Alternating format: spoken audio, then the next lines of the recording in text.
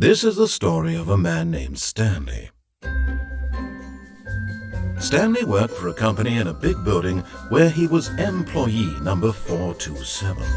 Employee number 427's job was simple. He sat at his desk in room 427 and he pushed buttons on a keyboard. Orders came to him through a monitor on his desk, telling him what buttons to push, how long to push them, and in what order. This is what employee 427 did every day of every month of every year. And although others might have considered it soul-rending, Stanley relished every moment that the orders came in, as though he had been made exactly for this job. And Stanley was happy. And then one day, something very peculiar happened. Something that would forever change Stanley. Something he would never quite forget. He had been at his desk for nearly an hour when he realized that not one single order had arrived on the monitor for him to follow. No one had showed up to give him instructions, call a meeting, or even say hi. Never in all his years at the company had this happened, this complete isolation. Something was very clearly wrong. Shocked, frozen solid, Stanley found himself unable to move for the longest time. But as he came to his wits and regained his senses, he got up from his desk and stepped out of his office.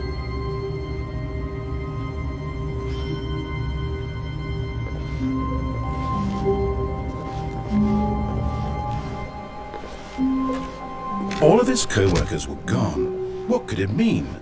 Stanley decided to go to the meeting room. Perhaps he had simply missed a memo. Stanley went around touching every little thing in the office, but it didn't make a single difference, nor did it advance the story in any way.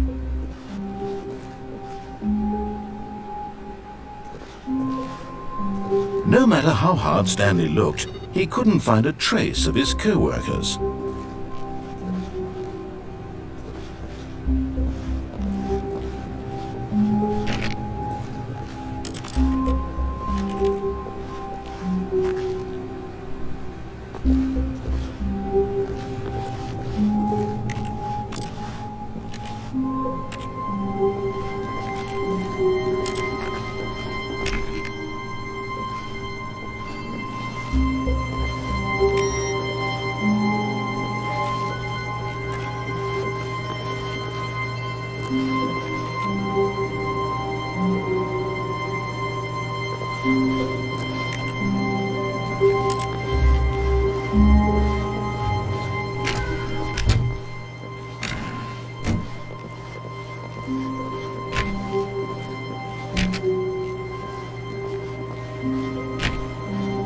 Stanley clicked on literally every single door in the office because he doesn't pick up well on cues from his environment.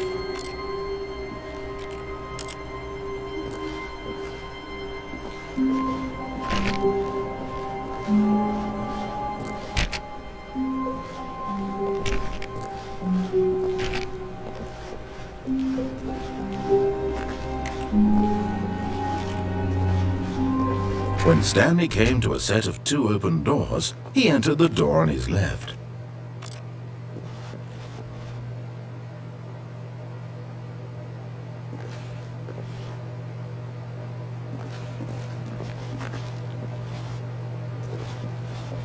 This was not the correct way to the meeting room, and Stanley knew it perfectly well. Perhaps he wanted to stop by the employee lounge first, just to admire it.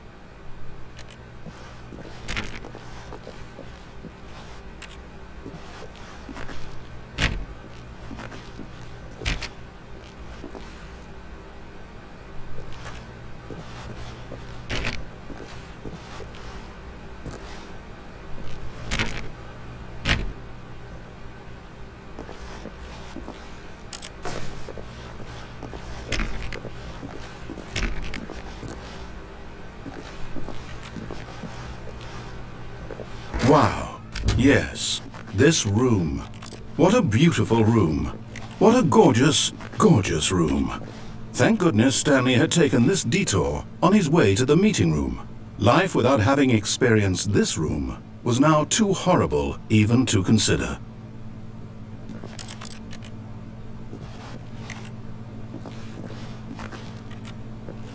Yes, really, really worth it being here in the room. A room so utterly captivating that even though all your co-workers have mysteriously vanished, here you sit looking at these chairs and some paintings. Really worth it.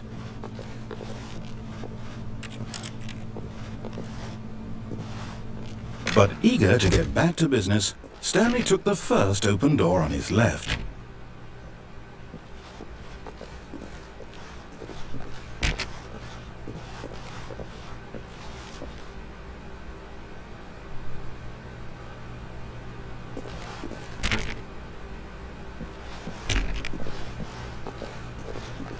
And so he detoured through the maintenance section, walked straight ahead to the opposite door, and got back on track.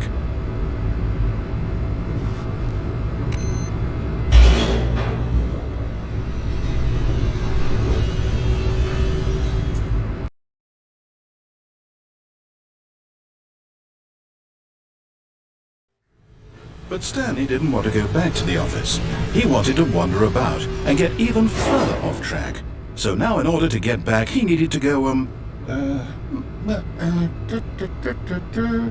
from here it's, left.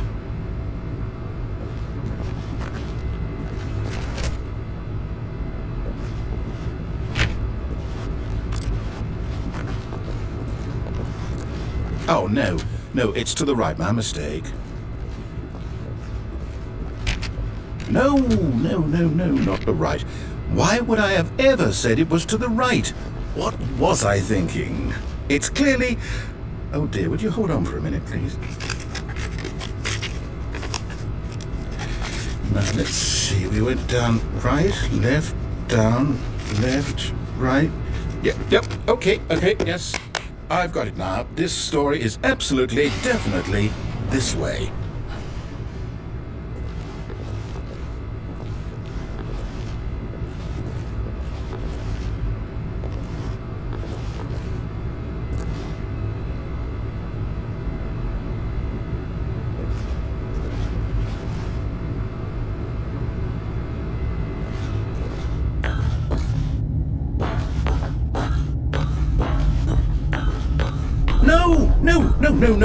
No, this isn't right at all. You're not supposed to be here yet. This is all a spoiler. Quick, Stanley, close your eyes. Okay. We just had to get back to, oh, who am I kidding? It's all rubbish now. The whole story completely unusable. How about, rather than waste my time trying to salvage this nonsense, we'll just restart the game from the beginning. And this time, suppose we don't wander so far off track, Okay, from the top.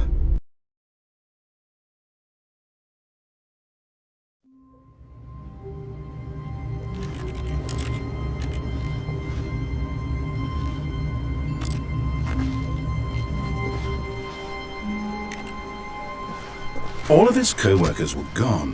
What could it mean? Stanley decided to go to the meeting room. Perhaps he had simply missed a memo.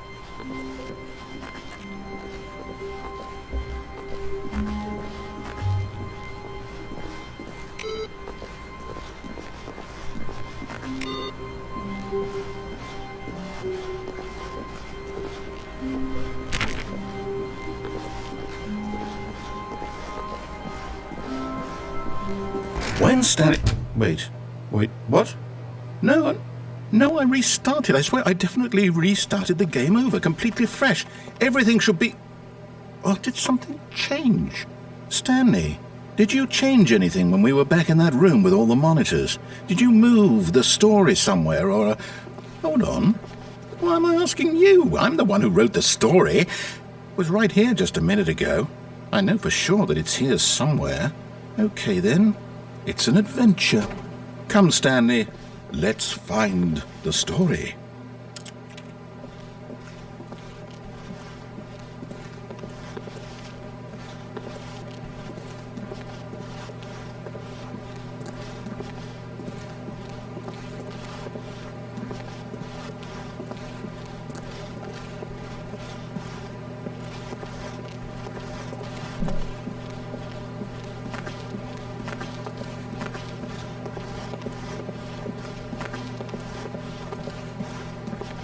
I'll say it.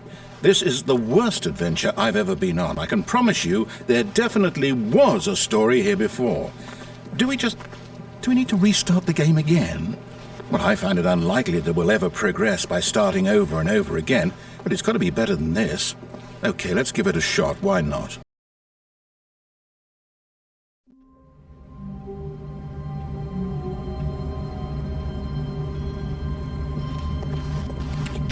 All of his co-workers were gone. What could it mean? Stanley decided to go to the meeting room. Perhaps he had simply missed a memo.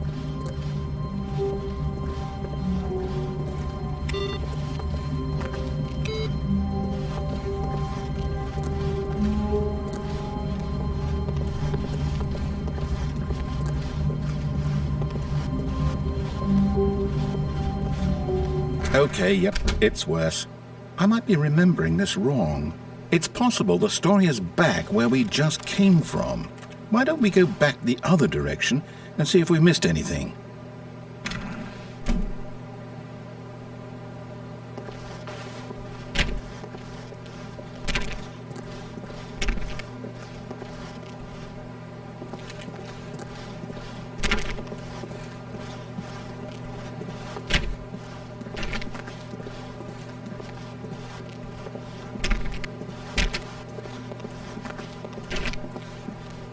Aha! I knew we'd miss something. The story. Here it comes. No, wait, never mind. Not the story. Okay, let's head back the other way and retrace our steps.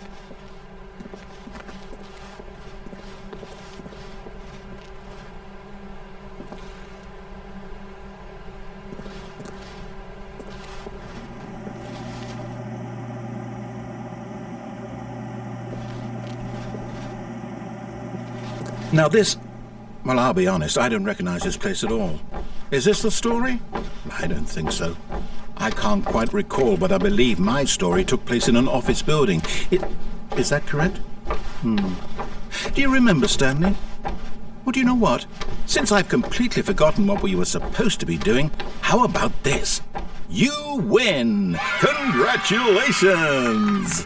I know you put in a lot of hard work, and it really paid off, so good job. Oh, no. No, I don't feel right about this at all. We both know you didn't put in any actual work for that win. Some people win fair and square, and this was not one of those situations. Okay, I'm getting weirded out by whatever this place is. I don't care what might happen this time.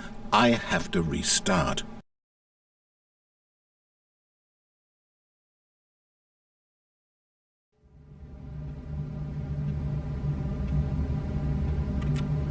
All right, I've got a solution. This time, to make sure we don't get lost, I've employed the help of the Stanley Parable Adventure Line. Just follow the line.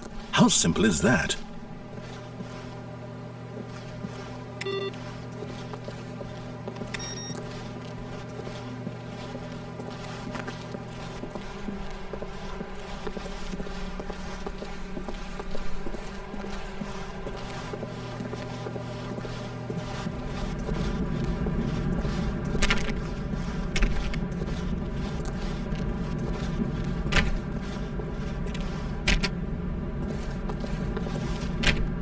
You see, the line knows where the story is. It's over in this direction.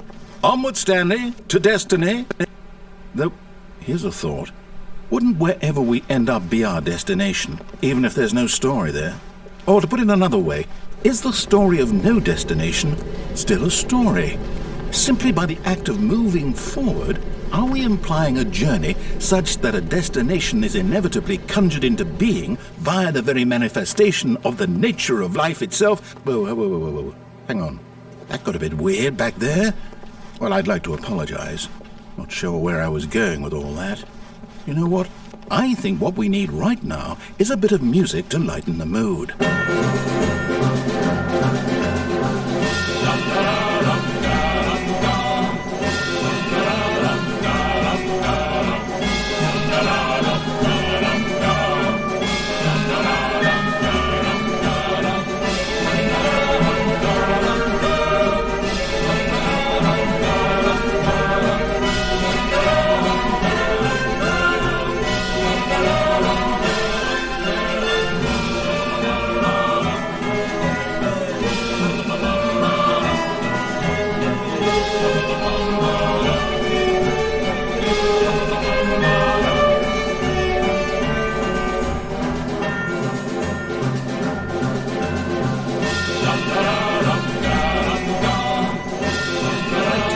the music. Go back and look at that fern. Stanley, this fern will be very important later in the story. Make sure you study it closely and remember it carefully. You won't want to miss anything. Wait, what? We're back at the office? No. Line, you do know we're looking for the Stanley Parable, right? The story? Is any of this ringing a bell?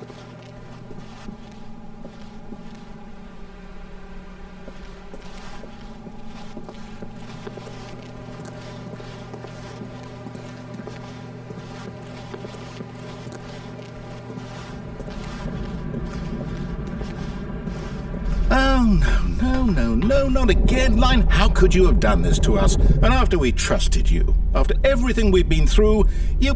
Oh, I can't take this anymore. To hell with it. Restart.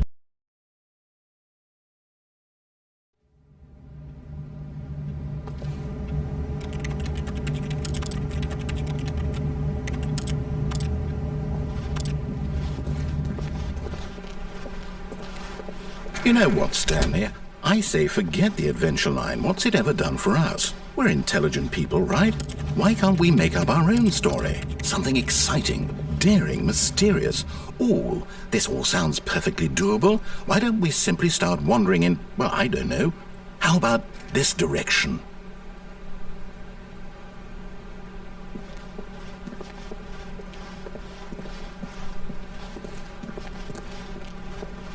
Now, yes, this is exciting. Just me and Stanley forging a new path, a new story. Well, it could be anything.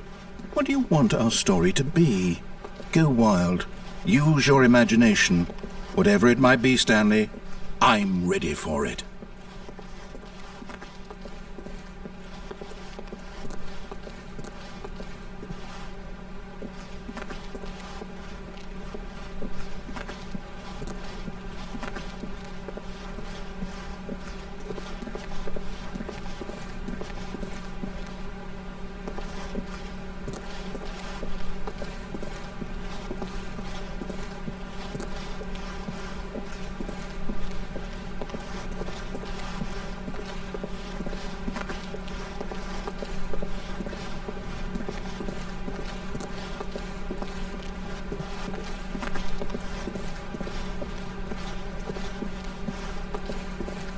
Oh, no, not you again.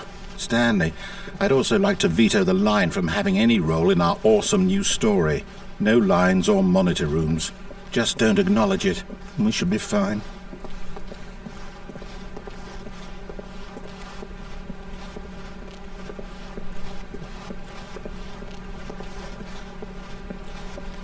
Ah, a choice. We get to make a decision.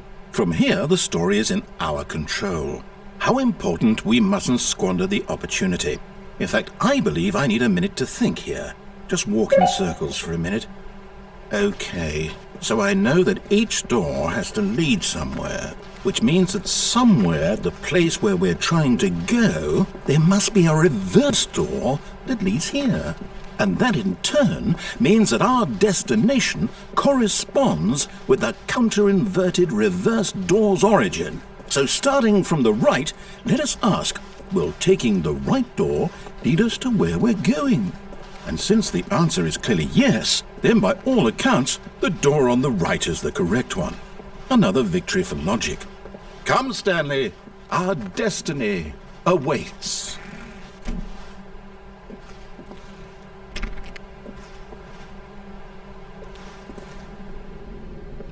Oh, hold up, what's this?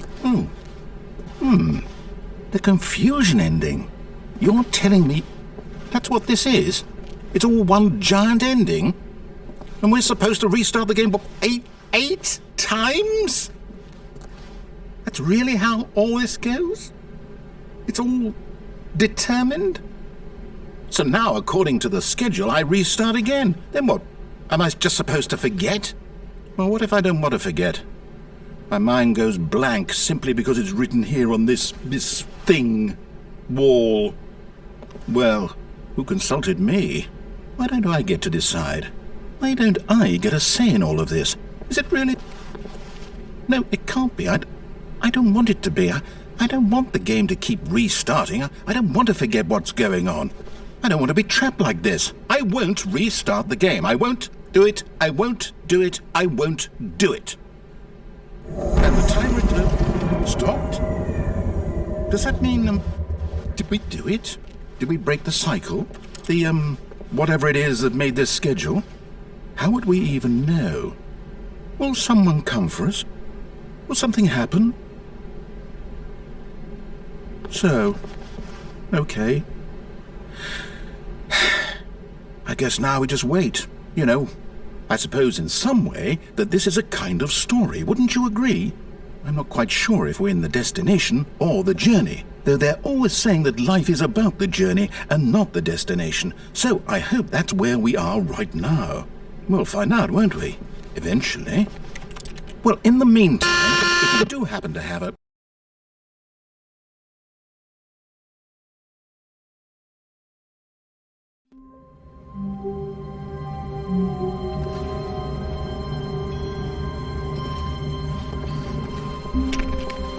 All of his co-workers were gone.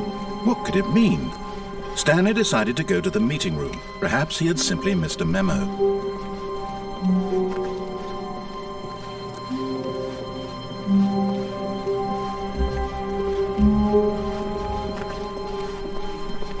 When Stanley came to a set of 2 open doors, he entered the door on his left.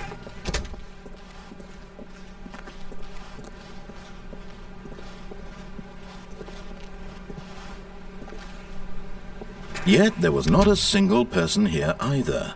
Feeling a wave of disbelief, Stanley decided to go up to his boss's office, hoping he might find an answer there.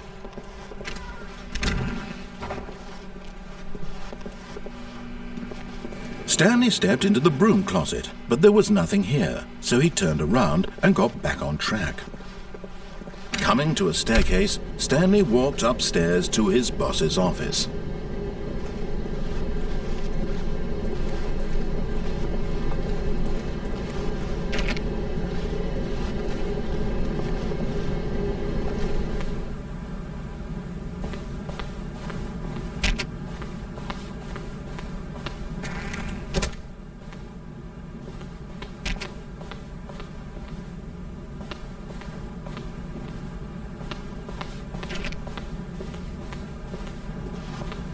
Stepping into his manager's office, Stanley was once again stunned to discover not an indication of any human life.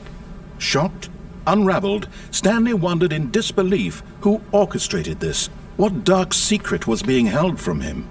What he could not have known was that the keypad behind the boss's desk guarded the terrible truth that his boss had been keeping from him, and so the boss had assigned it an extra secret PIN number, 2845.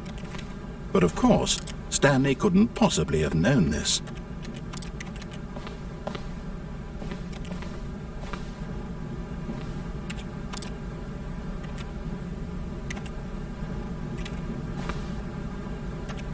Stanley just sat around twiddling his thumbs.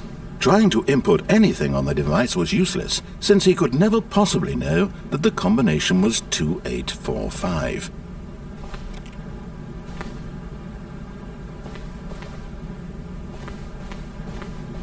"2845. Yet incredibly, by simply pushing random buttons on the keypad, Stanley happened to input the correct code by sheer luck. Amazing. He stepped into the newly opened passageway.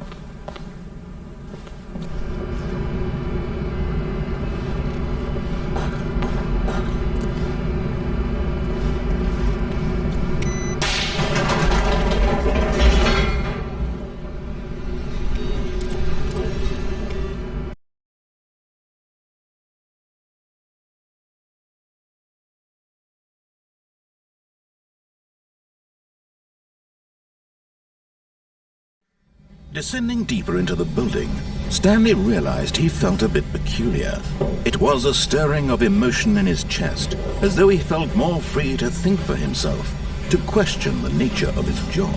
Why did he feel this now, when for years it had never occurred to him? This question would not go unanswered for long.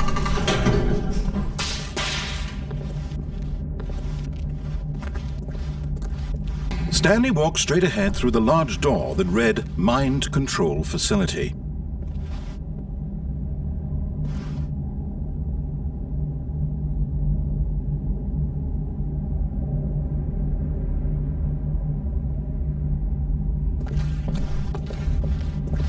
Although this passageway had the word escape written on it, the truth was that at the end of this hall, Stanley would meet his violent death.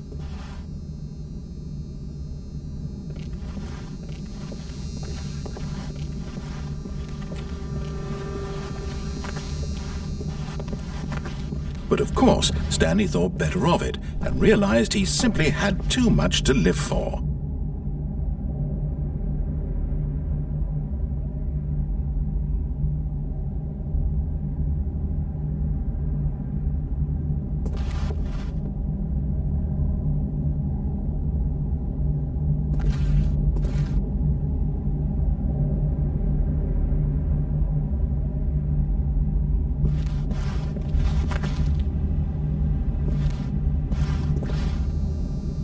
Nope, still on board with death.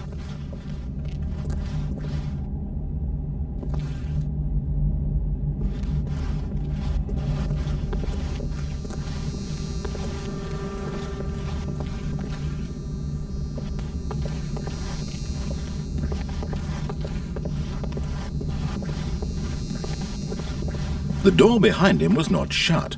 Stanley still had every opportunity to turn around and get back on track.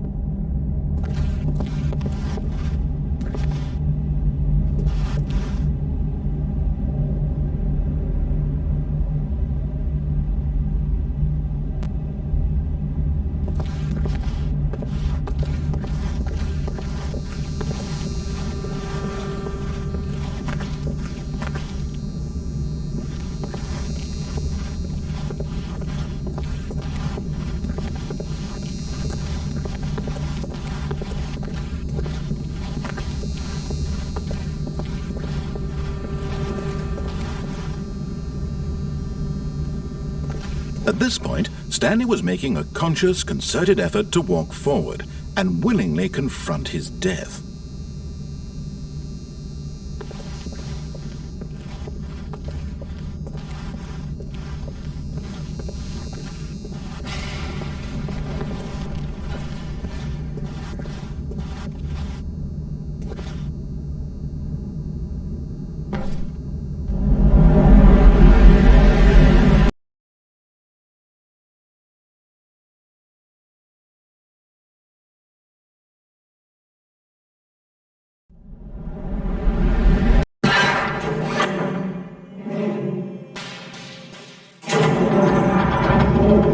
As the machine whirred into motion and Stanley was inched closer and closer to his demise, he reflected that his life had been of no consequence whatsoever. Stanley can't see the bigger picture. He doesn't know the real story, trapped forever in his narrow vision of what this world is. Perhaps his death was of no great loss, like plucking the eyeballs from a blind man. So he resigned and willingly accepted this violent end to his brief and shallow life. Farewell, Stanley.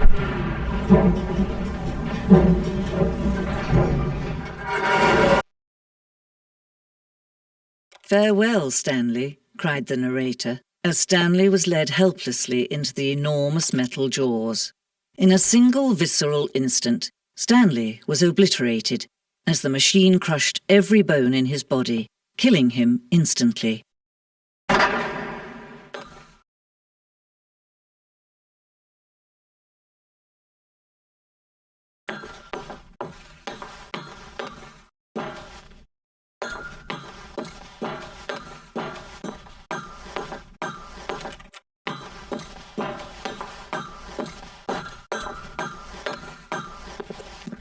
And yet it would be just a few minutes before Stanley would restart the game, back in his office, as alive as ever. What exactly did the narrator think he was going to accomplish? When every path you can walk has been created for you long in advance, death becomes meaningless, making life the same. Do you see now? Do you see that Stanley was already dead from the moment he hit start?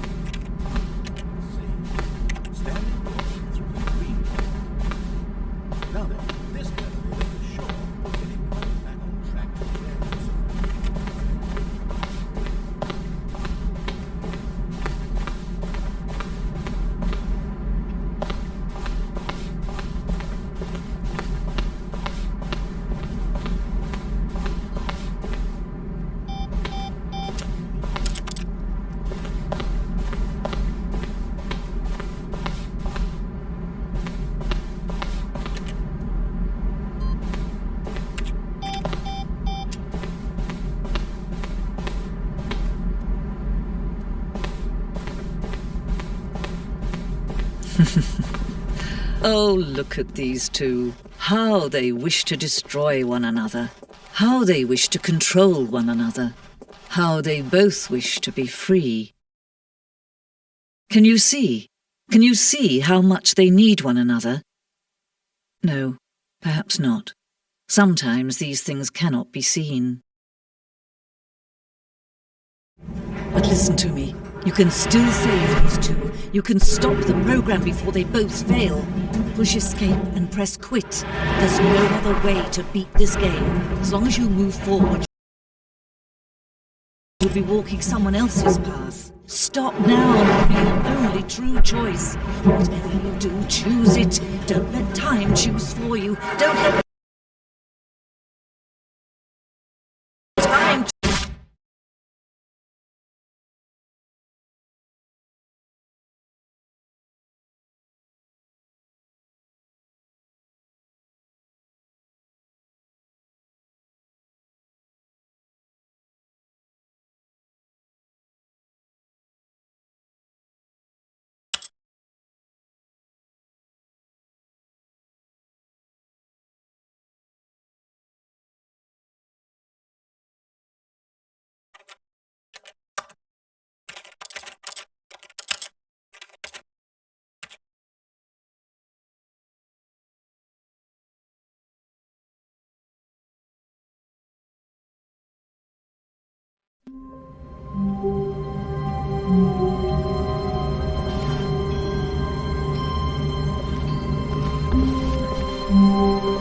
All of his co-workers were gone. What could it mean? Stanley decided to go to the meeting room. Perhaps he had simply missed a memo.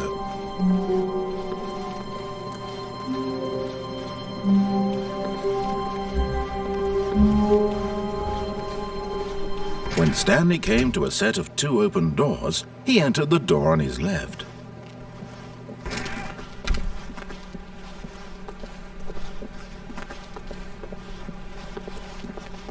Yet there was not a single person here either.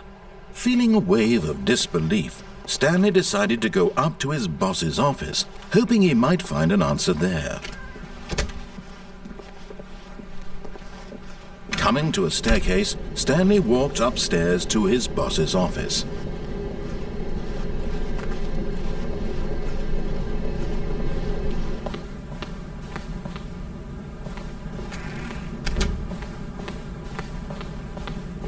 Stepping into his manager's office, Stanley was once again stunned to discover not an indication of any human life.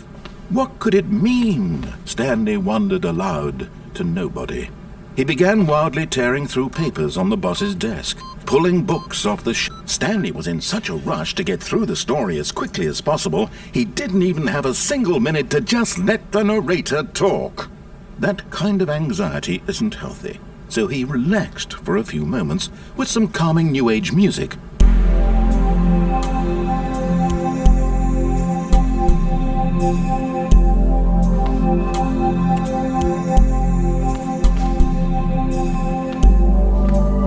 Feeling soothed and rejuvenated, Stanley calmly walked forward into the opened passageway.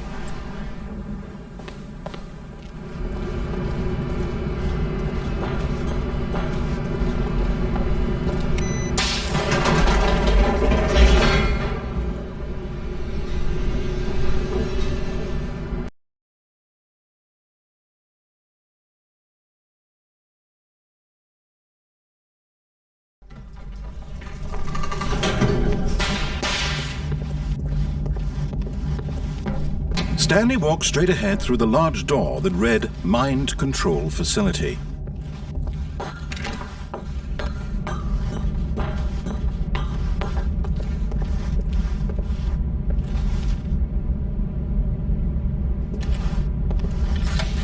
The lights rose on an enormous room packed with television screens.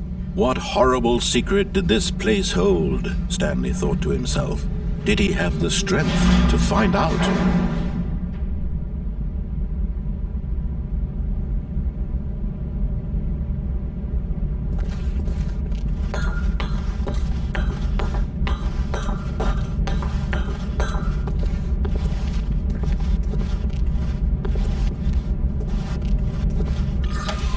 Now the monitors jumped to life, their true nature revealed.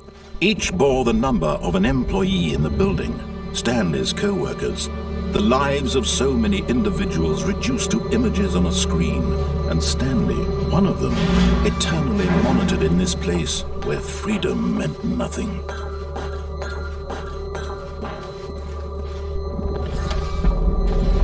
This mind control facility, it was too horrible to believe. It couldn't be true. Had Stanley really been under someone's control all this time? Was this the only reason he was happy with his boring job? That his emotions had been manipulated to accept it blindly? No, he refused to believe it. He couldn't accept it. His own life in someone else's control? Never! It was unthinkable, wasn't it? Was it even possible? Had he truly spent his entire life utterly blind to the world? But here was the proof, the heart of the operation. Controls labeled with emotions, happy or sad or content. Walking, eating, working, all of it monitored and commanded from this very place. And as the cold reality of his past began to sink in, Stanley decided that this machinery would never again exert its terrible power over another human life. For he would dismantle the controls once and for all.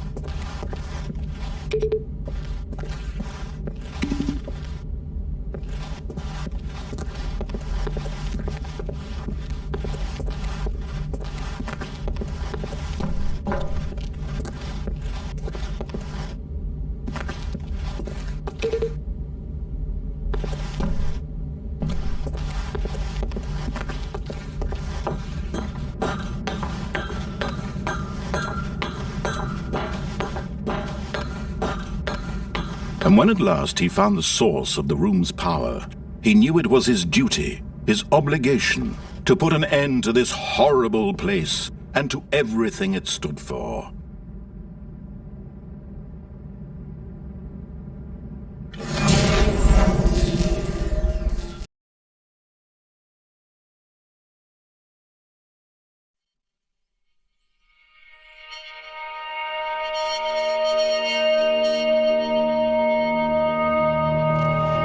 Blackness and a rising chill of uncertainty. Was it over?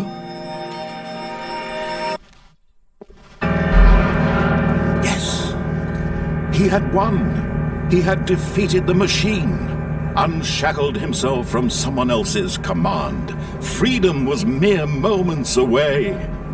And yet, even as the immense door slowly opened, Stanley reflected on how many puzzles still lay unsolved.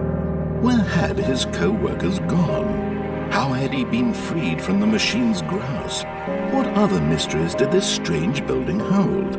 But as sunlight streamed into the chamber, he realized none of this mattered to him. For it was not knowledge or even power that he had been seeking, but happiness. Perhaps his goal had not been to understand, but to let go. No longer would anyone tell him where to go, what to do, or how to feel. Whatever life he lives, it will be his. And that was all he needed to know. It was perhaps the only thing worth knowing. Stanley stepped through the open door. Stanley felt the cool breeze upon his skin, the feeling of liberation, the immense possibility of the new path before him. This was exactly the way, right now, that things were meant to happen. And Stanley was happy.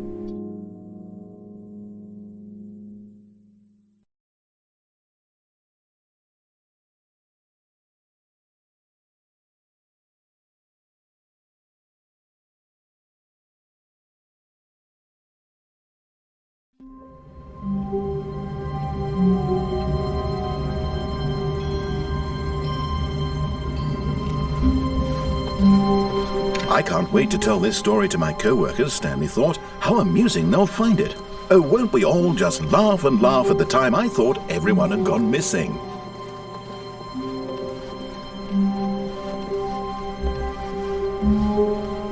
When Stanley came to a set of two open doors, he entered the door on his left.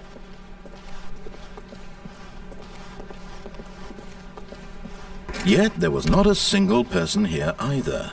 Feeling a wave of disbelief, Stanley decided to go up to his boss's office. Coming to a staircase, Stanley walked upstairs to his boss's office.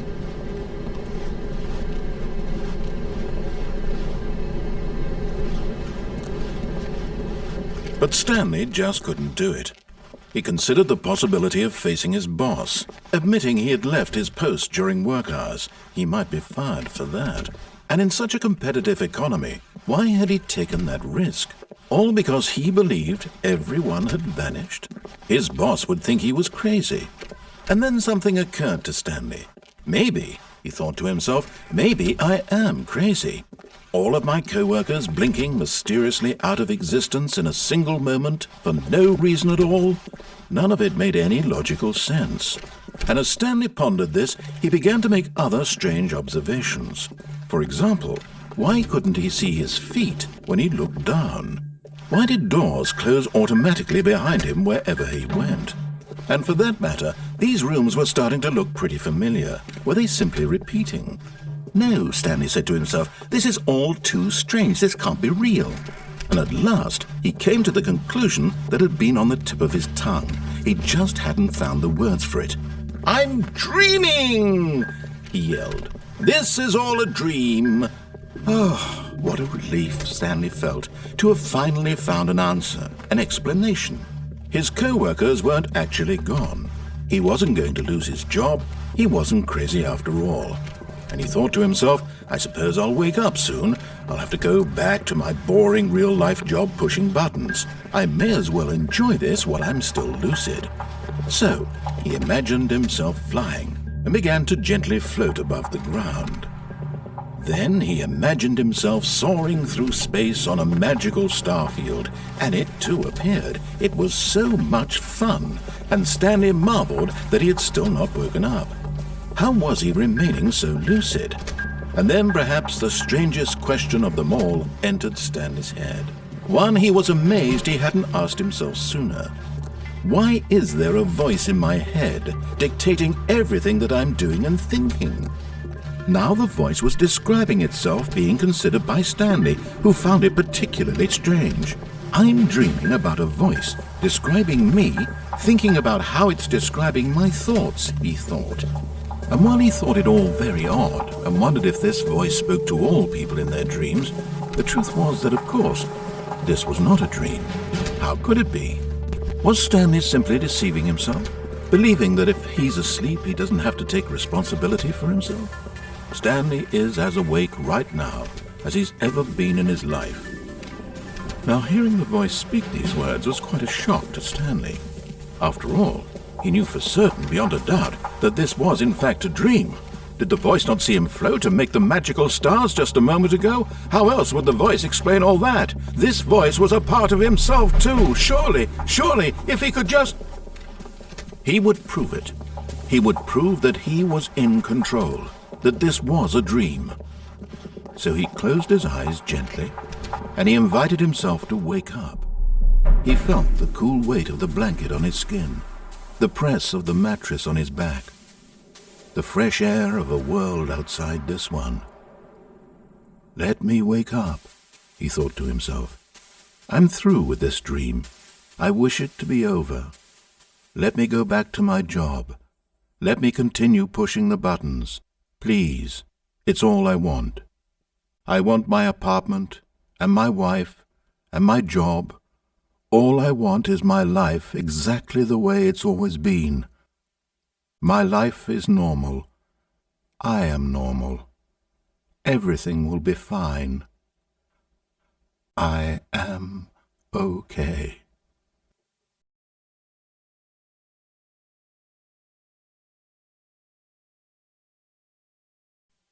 Stanley began screaming. Please, someone, wake me up. My name is Stanley.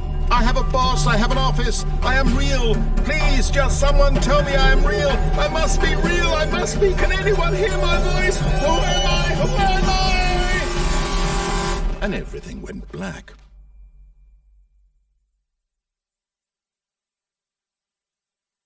This is the story of a woman named Mariella. Mariella woke up on a day like any other.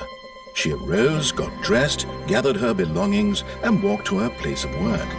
But on this particular day, her walk was interrupted by the body of a man who had stumbled through town talking and screaming to himself, and then collapsed dead on the sidewalk.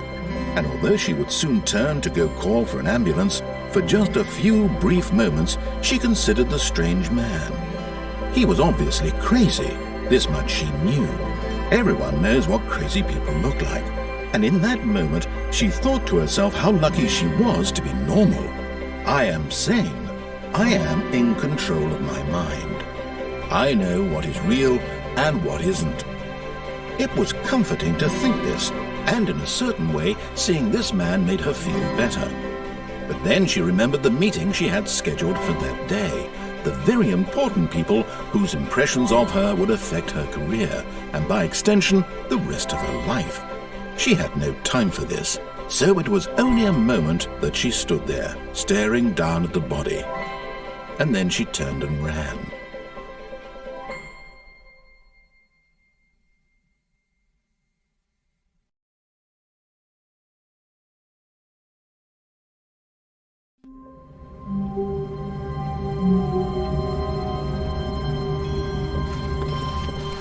All of his co-workers were gone. What could it mean? Stanley decided to go to the meeting room. Perhaps he had simply missed a memo.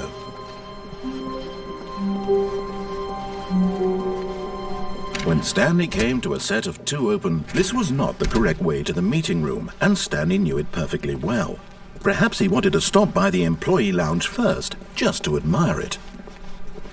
The lounge was sublime, a work of art. But eager to get back to business, Stanley took the first open door on his left.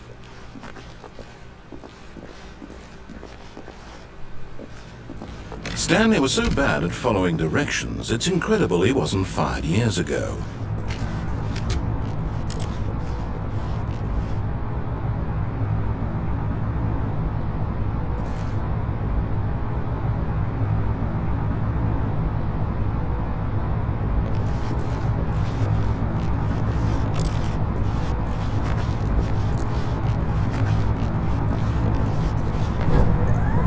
Look, Stanley, I think perhaps we've gotten off on the wrong foot here. I'm not your enemy, but in his eagerness to prove that he is in control of the story and no one gets to tell him what to do, Stanley leapt from the platform and plunged to his death. Good job, Stanley. Everyone thinks you are very powerful.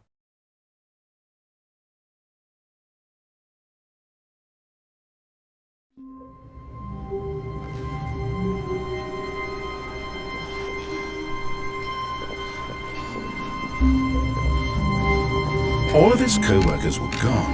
What could it mean? Stanley decided to go to the meeting room. Perhaps he had simply missed a memo. Stanley went around touching every little thing in the office, but it didn't make a single difference, nor did it advance the story in any way.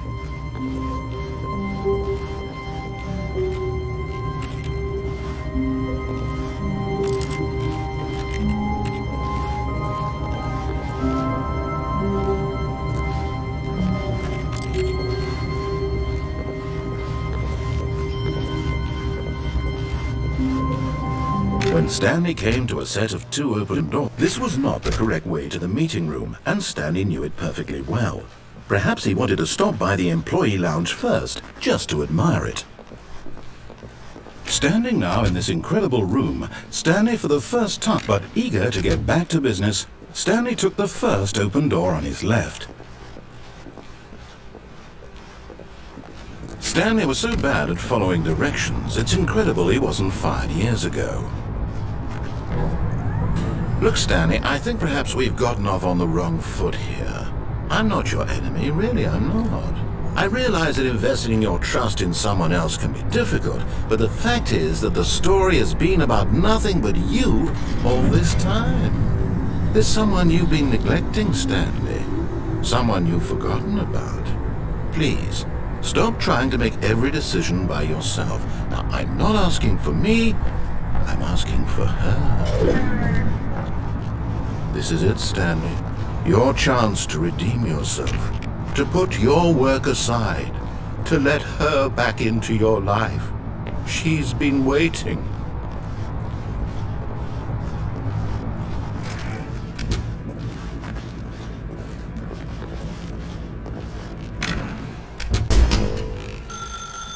That's her, Stan.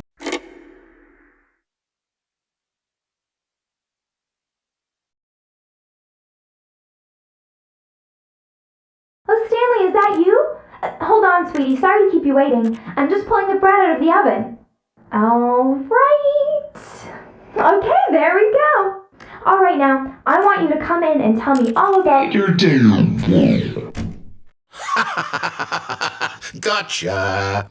Oh, come on. Did you actually think you had a loving wife who'd want to commit their life to you? I'm trying to make a point here, Stanley. I'm trying to get you to see something. Come inside. Let me show you what's really going on here.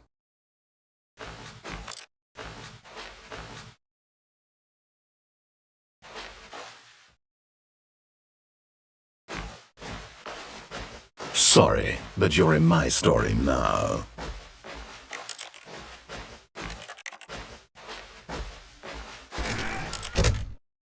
This is a very sad story about the death of a man named Stanley.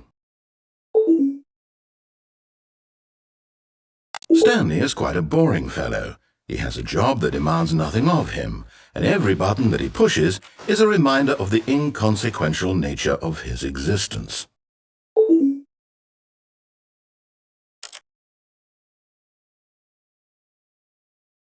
Look at him there, pushing buttons, doing exactly what he's told to do.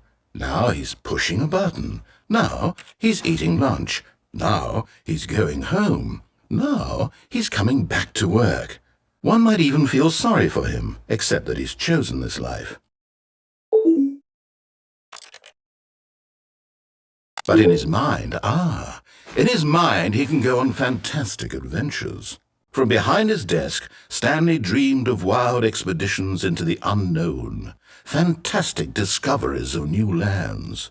It was wonderful, and each day that he returned to work was a reminder that none of it would ever happen to him.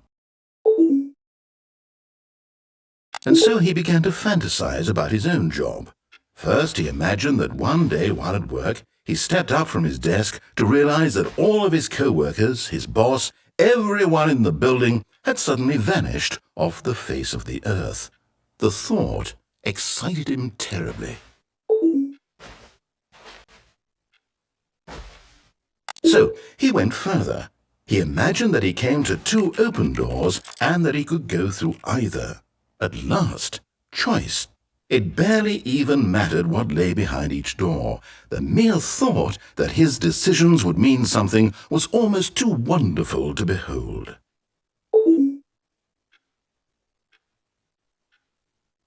As he wandered through this fantasy world, he began to fill it with many possible paths and destinations. Down one path lay an enormous round room with monitors and mind controls. And down another was a yellow line that weaved in many directions, and down another was a game with a baby. And he called it the Stanley Parable. It was such a wonderful fantasy, and so in his head he relived it again, and then again, and again, over and over, wishing beyond hope that it would never end, that he might always feel this free. Surely there's an answer down some new path, mustn't there be? Perhaps if he played just one more time. But there is no answer. How could there possibly be? In reality, all